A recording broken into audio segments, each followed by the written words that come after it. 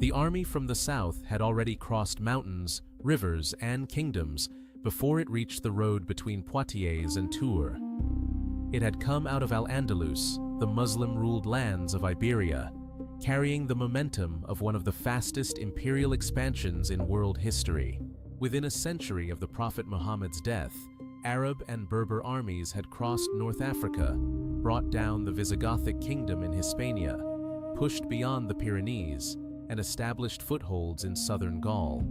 Cities had fallen, dukes had negotiated, raiders and armies had moved along old Roman roads through a Western Europe still fragmented after the collapse of imperial rule.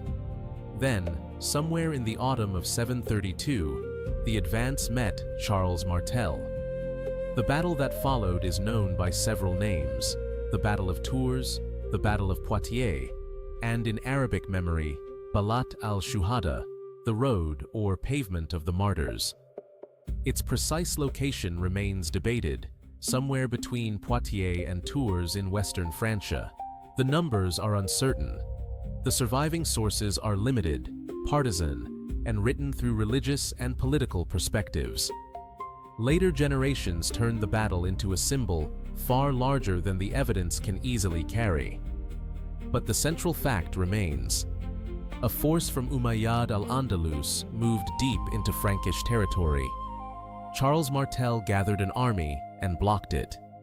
Abd al-Rahman al-Ghafiqi, the governor of Al-Andalus, was killed, and the Umayyad force withdrew south. The Battle of Tours did not single-handedly save Europe from conquest.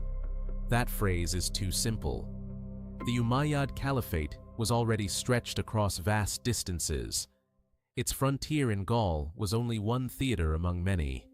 Internal politics, Berber revolts, logistical limits, Frankish resistance, Aquitanian politics, and later Abbasid revolution all shaped what came after. But Tours did check a major advance into the Frankish world. It strengthened Charles Martel's position. It helped confirm the Franks as the dominant military power in Western Europe, and it marked a limit beyond which Umayyad power in Gaul could not easily move. That is why the battle matters. Not because one clash decided the entire future of civilization, but because it showed where an empire's western advance began to fail. To understand Tours, we have to begin with the scale of the Umayyad world. By the early 8th century, the Umayyad Caliphate was one of the largest empires ever created. From its capital in Damascus, it stretched across the Middle East, North Africa, parts of Central Asia, and the Iberian Peninsula. Its armies had conquered with astonishing speed, but conquest was never only religious or military. It was administrative, fiscal, political, and local. Arab elites, Berber soldiers, converted populations, older cities, tribal rivalries, and regional governors all shaped the empire's movement. In 711, Muslim forces crossed from North Africa into the Iberian Peninsula. The Visigothic kingdom collapsed quickly, though not completely in a single moment. Within a few years, much of Hispania came under Muslim rule. The new province, Al-Andalus, became a frontier of the Umayyad world, but it was also unstable. Arab and Berber commanders competed for land and status. Local Christian elites sometimes submitted, sometimes resisted, and sometimes negotiated. The northern mountains remained difficult to control. Across the Pyrenees lay the lands of southern Gaul. The Umayyads did not stop automatically at the mountains. In 719 and 720, Muslim forces entered Septimania, a region in the old Visigothic and Roman world of southern Gaul. Narbonne became an important Muslim base. From there, expeditions could move into the Rhône Valley, Aquitaine, and other regions. These operations were not always attempts to permanently conquer all of Gaul. Some were raids for wealth, some were efforts to secure frontier zones, some were part of wider strategy. But for the rulers and peoples of Western Europe, the presence of Muslim forces north of the Pyrenees was a new and serious reality. The Frankish world they entered was not yet the empire of Charlemagne. It was a kingdom in transition. The Merovingian kings still held the royal title, but real power increasingly lay in the hands of the mayors of the palace. The greatest of these was Charles Martel. He was not a king, but he ruled like one. He had fought internal rivals, strengthened his authority over Austrasia and Neustria, and worked to bring the Frankish aristocracy under his command. His power rested on land, loyalty, military force, and the ability to reward followers. Charles's world was not united by modern national identity. There was no France in the modern sense. There was a Frankish realm, regional aristocracies, bishops, monasteries, local magnates, and warrior elites bound by shifting obligations. Authority had to be enforced constantly. Every campaign was also a political act. Victory gave Charles legitimacy. Defeat could weaken the fragile structure he was building. South of the Frankish heartlands lay Aquitaine. Aquitaine was ruled by Duke Odo, also known as Eudes. He was not simply a subordinate waiting for Frankish orders. He had his own power base and his own difficult relationship with Charles. In 721, Odo had won a major victory against Muslim forces near Toulouse, defeating an earlier Umayyad attempt to expand in the region. That victory was important, though later memory often gave more attention to Tours. Odo had already shown that Muslim armies in Gaul could be defeated, but Aquitaine remained exposed. Odo also made political choices that later became controversial. He reportedly formed an alliance with a Berber leader named Munuza, whose relationship with the Umayyad authorities in Al-Andalus became hostile. This alliance may have been designed to protect Aquitaine by creating a buffer or balancing power in the south. But when Abd al-Rahman al-Ghafiqi became governor of Al-Andalus, he moved to restore authority and eliminate threats. Munuza was defeated. Then Abd al-Rahman turned north. Before we continue, consider subscribing to Ashes of Empire. It helps this channel grow and helps us keep improving the quality of these forgotten war documentaries. The campaign of 732 was not a small border raid. Abd al-Rahman led a substantial force north through the Western Pyrenees and into Aquitaine. The exact size is unknown, and later numbers should be treated cautiously. Medieval writers often exaggerated armies to magnify victory or disaster. What matters is that the force was large enough to defeat Odo and threaten the region deeply. The Umayyad army struck Bordeaux. The city was taken, and the surrounding region suffered heavily. Odo confronted Abd al-Rahman near the Garonne River and was badly defeated. The sources describe significant destruction and loss, though exact details are uncertain. Aquitaine was now in crisis. Odo, weakened and unable to stop the advance alone, turned to Charles Martel for help. This moment mattered politically. Odo and Charles were rivals. Asking Charles for aid meant accepting his superiority, at least in practice. For Charles, the crisis offered both danger and opportunity. If he failed to respond, the Umayyad army might continue deeper into Frankish territory. If he succeeded, he could present himself as the defender of the realm and force Aquitaine more firmly into his orbit. The war against Abd al-Rahman therefore served two purposes. It defended the north, and it strengthened Charles's authority over the south. Abd al-Rahman's army continued toward the Loire region. One likely objective was the rich shrine of Saint Martin at Tours, one of the most important religious and symbolic sites in the Frankish world. The wealth of churches and monasteries made them targets in many early medieval wars, whether fought by Christians or Muslims. Raiding sacred centers was not only economic, it was psychological. It showed that the enemy could reach the heart of a society's sacred geography. Charles moved to intercept. His army was different from the Umayyad force. The traditional image of Tours often describes Frankish infantry standing firm against Muslim cavalry. This broad contrast may contain truth, but it should not be turned into a simplistic picture of foot soldiers against horsemen alone. Early medieval armies were mixed and varied.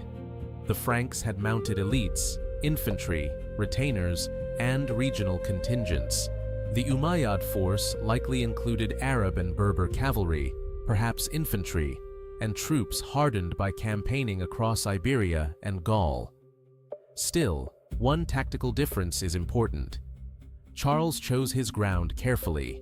He appears to have positioned his army defensively, using terrain and formation to blunt the mobility of Abd al-Rahman's forces. The sources suggest that the Franks stood in a dense formation, enduring attacks rather than rushing into disorder. This was essential. If the Frankish line broke, Umayyad cavalry could exploit the collapse. If the Franks held, the advantage of movement would be reduced. The battle likely took place after several days of maneuver or standoff. Both armies had reasons for caution. Abd al-Rahman was operating far from his main bases in Al-Andalus.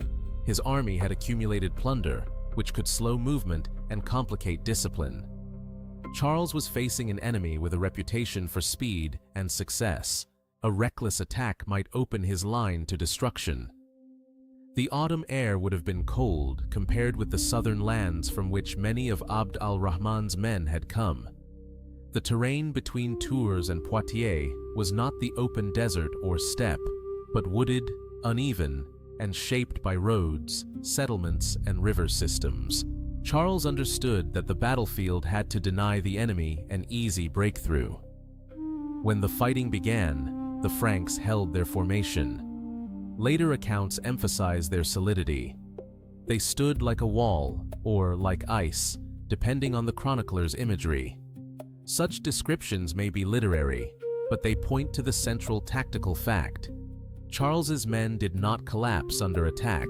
If the Umayyads expected the Franks to break as other forces had broken, they were disappointed. The fighting was hard and prolonged. Abd al-Rahman's forces attacked, seeking to disrupt or penetrate the Frankish position. The Franks resisted. The details of individual charges, formations, and movements are impossible to reconstruct with certainty. But the battle seems to have turned on discipline, terrain, and command control. Charles forced the invaders into a contest where their mobility was less decisive than their ability to break a dense defensive line. At some point, the Umayyad army's rear or camp became a factor. Some accounts suggest that Frankish forces, perhaps under Odo or another detachment, attacked the Muslim camp where plunder was stored. This may have caused confusion among Abd al-Rahman's troops, as some men pulled back to protect their loot. The story is plausible, though the details are debated. In pre-modern warfare, a camp was not a minor concern. It contained supplies, wealth, animals, prisoners, and the practical foundation of an army's survival. A threat to the camp could disrupt even experienced soldiers. The critical moment came when Abd al-Rahman was killed. The death of a commander in battle could be decisive, especially for an army operating far from home. Command, morale, and purpose all depended on leadership. Once Abd al-Rahman fell, the Umayyad army lost its central figure. The force did not necessarily dissolve instantly, but its position became far more dangerous. As night came, the fighting stopped. The Franks expected the battle to resume, but by morning, the Umayyad camp was empty. Abd al-Rahman's army had withdrawn south, leaving the field to Charles. The retreat may have been orderly enough to avoid complete annihilation, but the campaign had failed. The advance toward Tours was over. The Frankish victory was clear. Its meaning would take longer to unfold. If you want more forgotten conflicts where empires were checked not by one miracle, but by strategy, terrain, and political necessity, subscribe to Ashes of Empire.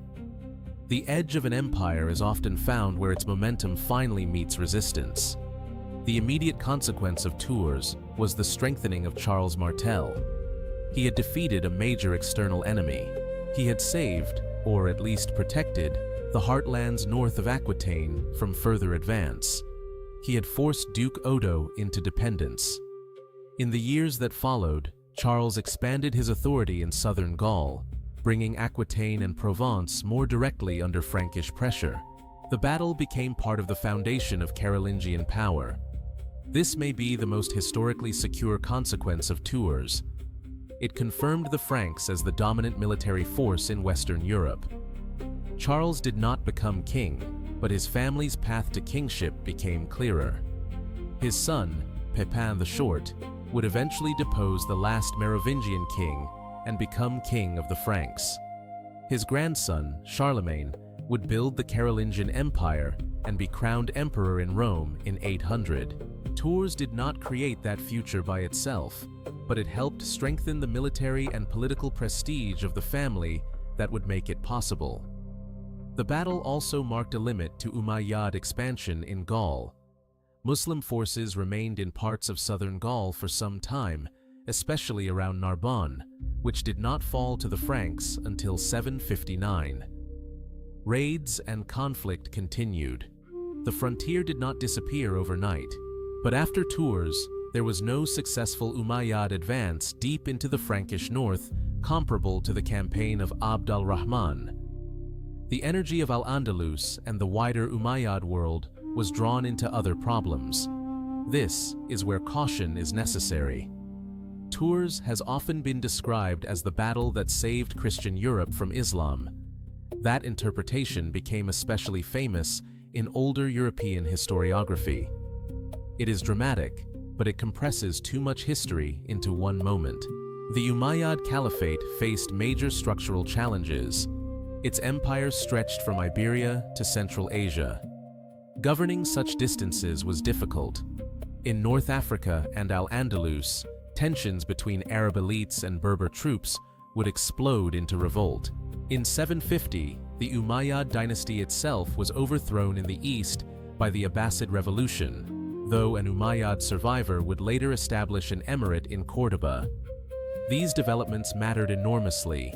Even if Abd al-Rahman had won at Tours, holding northern Gaul permanently would have required supply, settlement, administration, local alliances, and repeated campaigns.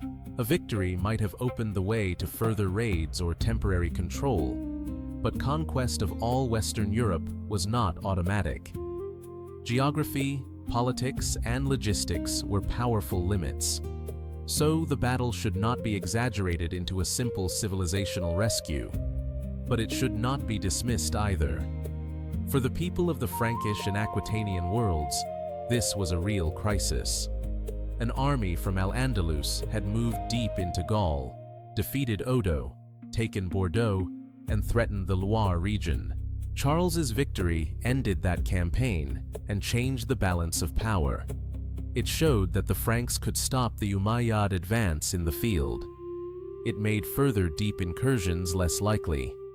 It helped shift the western frontier of Islamic power back toward Iberia and Septimania, rather than the Frankish interior.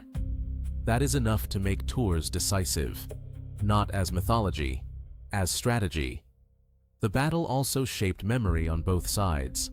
In Latin Christian tradition, Charles Martel became the hammer who struck down the invader. His nickname, Martel, meaning the hammer, became part of his legend, though the origin and timing of the nickname remain debated. He was remembered as a defender of Christendom, even though his actual political life included conflicts with church institutions, seizure of church lands, and practical power politics as much as religious mission. In Muslim memory, the battle was remembered as Balat al-Shuhada, the Road of the Martyrs, emphasizing the death of Abd al-Rahman and the fallen. Yet Tours did not occupy the same central place in Islamic history that it later held in some European narratives. The Umayyad world had many fronts, many victories, and many crises. For Al-Andalus, the struggle over Iberia, internal revolts, and relations with North Africa and the Frankish frontier continued. This difference in memory matters. A battle can become enormous in one tradition and secondary in another. history must listen to both. The scale of Tours lies in the geography of the campaign. Abd al-Rahman's army had moved from Al-Andalus across the Pyrenees through Aquitaine and toward the Loire. That was a remarkable projection of force, but every mile north increased vulnerability. The army was farther from its base, deeper in unfamiliar territory, carrying plunder, dependent on movement, and exposed to a Frankish army fighting closer to its own sphere of power. Charles did not need to conquer Al-Andalus. He needed to make the campaign fail. He did. The battle's military lesson is therefore one of controlled resistance. Charles appears to have resisted the temptation to chase, scatter, or overextend. He gathered strength, chose ground, held formation, and forced the invaders into a fight where their advantages were reduced. Whether the Franks fought mainly on foot or with mixed elements, the essential point is that they stayed cohesive. Cohesion defeated momentum. Abd al-Rahman's failure was not simply a failure of courage or command. He had led a major force deep into enemy lands, and his army had already achieved significant victories. But success can become dangerous when it extends a campaign beyond its secure foundation. The same speed that carried the Umayyads north also made them vulnerable if they met an enemy that would not collapse. At Tours, they met one. The clash also revealed the fragmented nature of Western Europe. The Franks and Aquitanians did not stand together because they formed a modern nation or a unified civilization in the way later writers imagined. They stood together because the immediate danger forced political enemies into alignment. Odo needed Charles after his defeat. Charles needed the southern threat contained. The result was cooperation under pressure, not harmony. After the battle, Charles's dominance grew. Aquitaine's independence weakened. The Frankish center became stronger. This is part of why Tours belongs in the history of state formation, not only military conflict. The battle helped shift power inside Western Europe. It gave Charles prestige, leverage, and ideological weight. The defender against an external invader could also become the master over internal rivals. Empires are often checked by enemies. Kingdoms are often built from the prestige of checking them. Ashes of empire follows the battles, sieges, and invasions, where power reached its limit and new orders began to form. Subscribe to keep exploring the wars that history remembers in Fragments and Consequences. In the longer view, Tours stands at the meeting of two great processes. The first was the expansion of the Islamic Caliphates into the Western Mediterranean. From Arabia to North Africa, from North Africa to Iberia, and from Iberia into southern Gaul, this expansion had overturned older kingdoms and created new political worlds. Al-Andalus would become one of the most important centers of medieval Islamic civilization, with cities, scholars, poets, jurists, merchants, armies, and dynasties that shaped Iberian history for centuries. The second process was the rise of the Carolingians. Charles Martel, Pepin, and Charlemagne transformed the Frankish realm into the strongest power in Western Europe. Their rule reshaped the church, warfare, law, aristocratic society, and imperial memory. The Carolingian Empire did not come from Tours alone, but Tours gave Charles a victory that fit the story his dynasty needed: a family of warriors defending and ordering the Christian West. The battle's later fame grew from that intersection. It was not only what happened in 732, it was what later centuries needed the battle to mean. Medieval and modern writers turned Tours into a symbol of Christian resistance, European identity, Frankish destiny, and the supposed turning point between two civilizations. Some of that symbolism rests on real foundations. The armies did represent expanding Islamic power and Frankish Christian rule. The battle did check an advance. It did strengthen the Franks. It did matter. But the clean story is less accurate than the complicated one. The Islamic world did not stop being powerful after Tours. The Franks did not instantly become an empire. Europe was not a single united civilization, and the Umayyads were not one step away from conquering all of it. The real history is more restrained and more interesting. An ambitious army from Al-Andalus pushed too far into Gaul. A rising Frankish ruler used the crisis to defend his realm and elevate his power. A southern duke who had once resisted the Franks had to accept their help. A governor of Al-Andalus died far from his base. The campaign collapsed. The frontier stabilized. The Carolingian future became more likely. That is the battle behind the legend. The deaths on the field were real, even if the numbers are uncertain. The fear of the campaign was real. The political consequences were real, and the limit placed on Umayyad expansion in Gaul was real. Tours deserves neither careless myth nor careless dismissal. It deserves to be understood as a hard military and political check at the edge of empire. For Abd al-Rahman, the campaign ended in death on foreign soil. For Odo, it meant survival at the cost of dependence. For Charles, it became a victory that strengthened his hand over the Frankish world.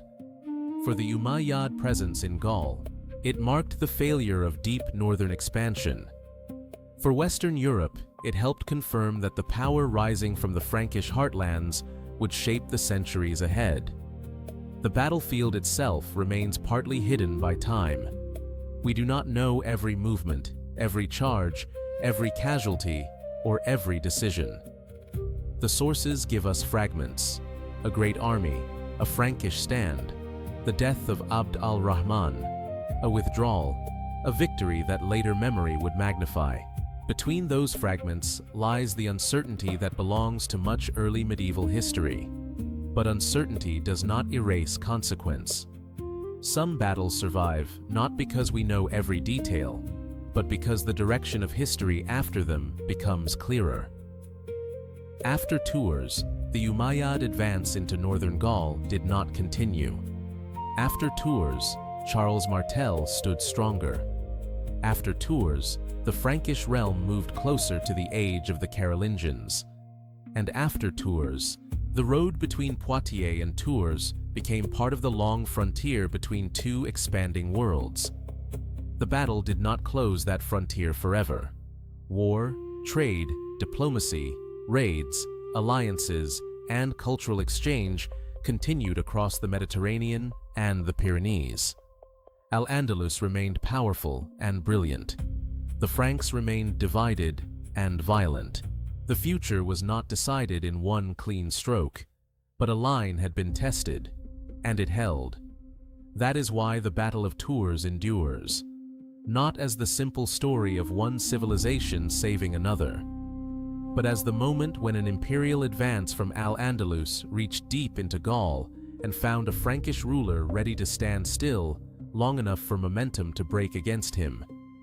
In the autumn of 732, the armies met somewhere between cities, on ground history still argues over. The Umayyads had crossed into the north with the confidence of expansion. The Franks waited with the discipline of men who understood that if they broke, the road behind them opened. The line held. Abd al-Rahman fell. The army from the south withdrew, and Charles Martel emerged from the field not as a king, but as something almost as powerful. The man who had checked an empire's advance and made the future of the Frankish world harder to ignore.